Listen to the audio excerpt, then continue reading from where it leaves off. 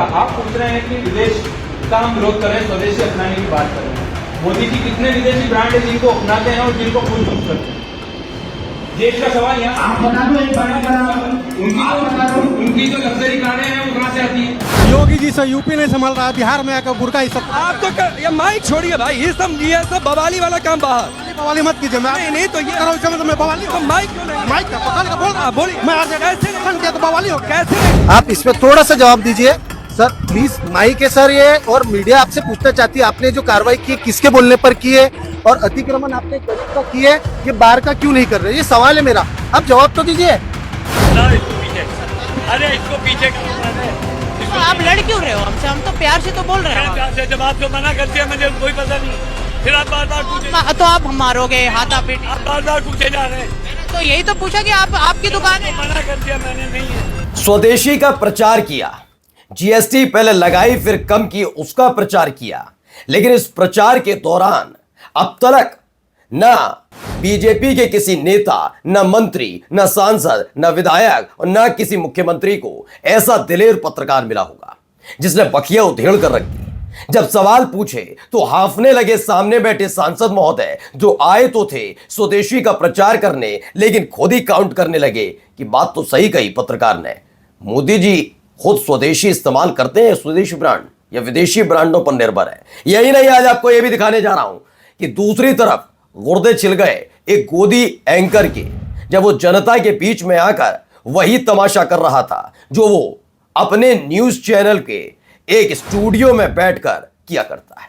लेकिन यहां लेने के देने पड़ गए। कैसे, वो भी देखिए। मैं आज आपको भाषा शैली दिखाऊंगा, प्रधानमंत्री की भाषा शैली देखिए, बीजेपी के नेताओं की भाषा शैली देखिए, कैसे संविधान के नाम पर कहते हैं जातियों में मत बंटो, लेकिन धर्म के नाम पर बांटने की पुरजोर कोशिश होती है।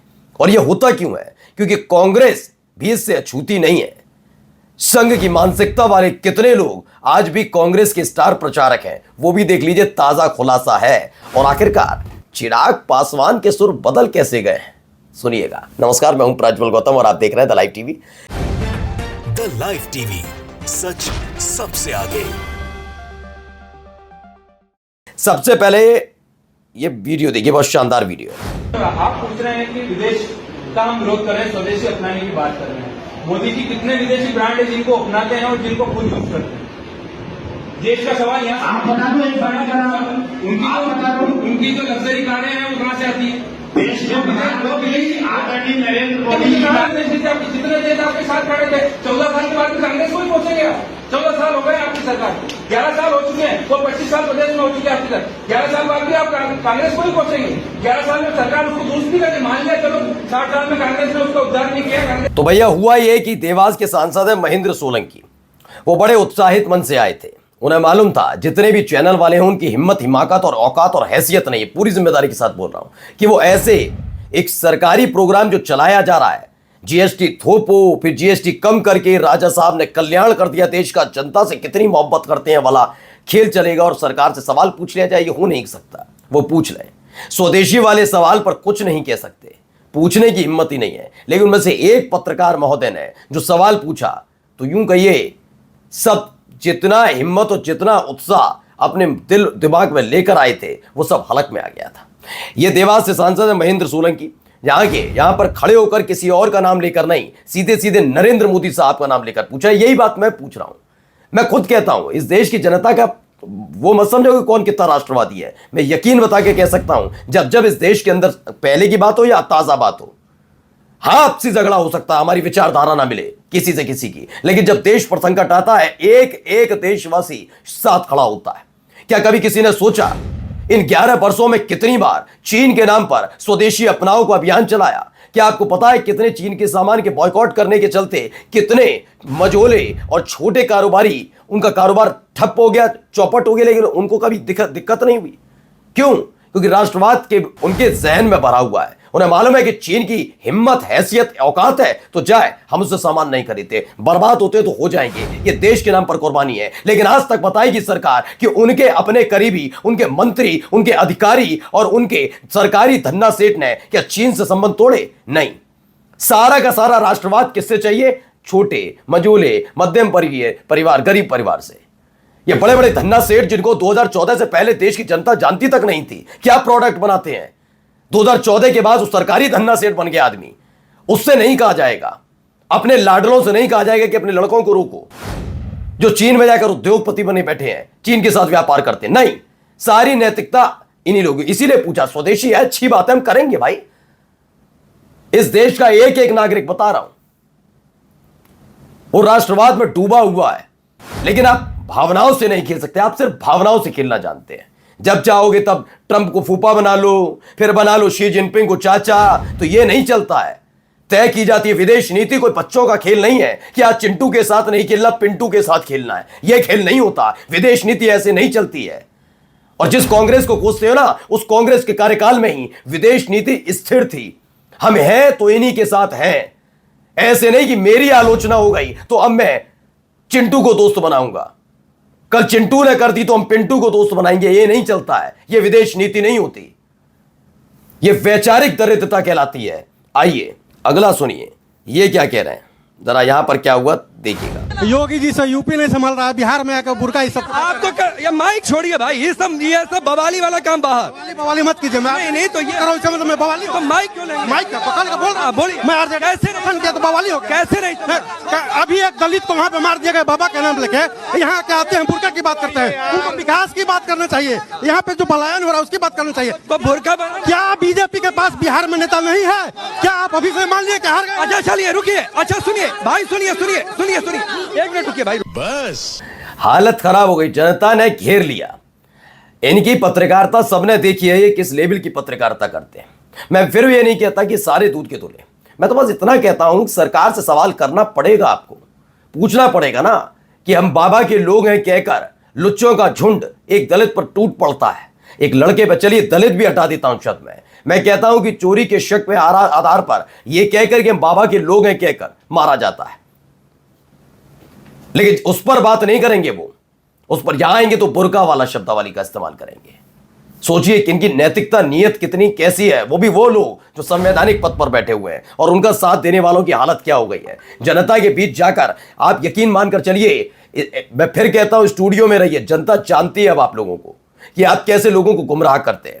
अगली खबर देखिए, यहां पर एक ऐसे भी पत्रकार है, जरा सुनिए क्या कह रहे हैं।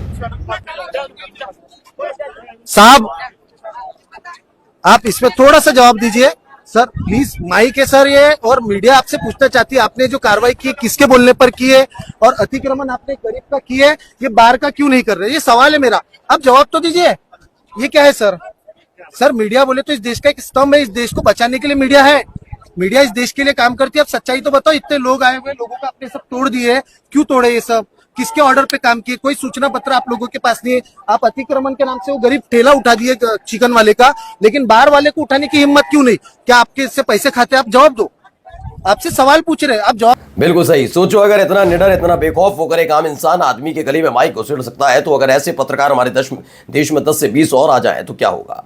मैं कहता हूं अच्छे अच्छे तानाशाह को मजबूर होना पड़ेगा सवालों के जवाब देने के लिए। लेकिन स्वदेशी जीएसटी बढ़ाओ, फिर घटाओ, इस पर अपने आप को ऐतिहासिक बताओ और जय जयकार करवाओ, क्योंकि गोदी मीडिया की औकात हैसियत नहीं कि सवाल पूछ पाए, जानते हैं राजा साहब। लेकिन जब पत्रकार सवाल पूछते हैं तो राजा साहब के कारिंदे वो बेचारे चुप्पी साध कर बैठ जाते हैं, करें तो करें क्या, कहें तो कहें कहां, जाए तो जाए कहां वाली स्थिति। अब आइए, नरेंद्र मोदी साहब ने एक बयान दिया है, कितना शानदार बयान है, सुनिए। ये अगला संस्करण माना जाएगा, ये ध्यान रखिए। 50 करोड़ की गर्लफ्रेंड आपने सुन लिया, जर्सी गाय आपने सुन लिया, मंगलसूत्र छीन लिया जाएगा सुन लिया, आपने सुन लिया कि ज्यादा बच्चे पैदा करने वाले अब नया है। मैं बहुत जिम्मेदारी से बोलता हूं, क्या बोलते हैं, जिम्मेदारी से ही बोलते हैं आप। जो माथे पर संविधान लेकर नाचते हैं वो आज भी माओवादियों की रक्षा में दिन रात लगे हैं। इनकी स्थिति क्या बन गई है? ये प्रधानमंत्री महोदय हैं, कहते हैं माओवादियों की रक्षा में दिन रात लगे हैं, तो इसका मतलब माओवादी हैं अभी, और हैं तो अब 11 साल से क्या कर रहे थे? अपनी पीठ थपथपाने का काम। आइए, बीजेपी ने लिखा 2 चेहरे बनाए गए हैं, बताने की जरूरत नहीं दोनों चेहरे किस किस के हो सकते हैं, दम लगाकर घुसपैठिया। और नीचे किस तरीके से जो दिखाए गए बैठे हुए लोग वो किस समुदाय से ताल्लुक रखते हैं, और यही इनका काम है, संविधान का सम्मान करेंगे ये।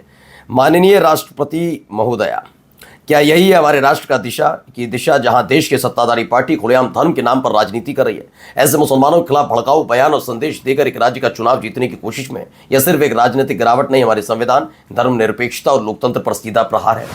लेकिन नहीं, ना अभिभाषण में इसका जिक्र होगा, ना पूर्व संध्या पर इस बारे में जानकारी दी जाएगी कि इस देश की एक ऐसी पॉलिटिकल पार्टी भी है जो इसी तरीके से चुनाव जीतना चाहती है, सिर्फ लड़ाकर, सिर्फ धर्म के नाम पर भिड़ाकर।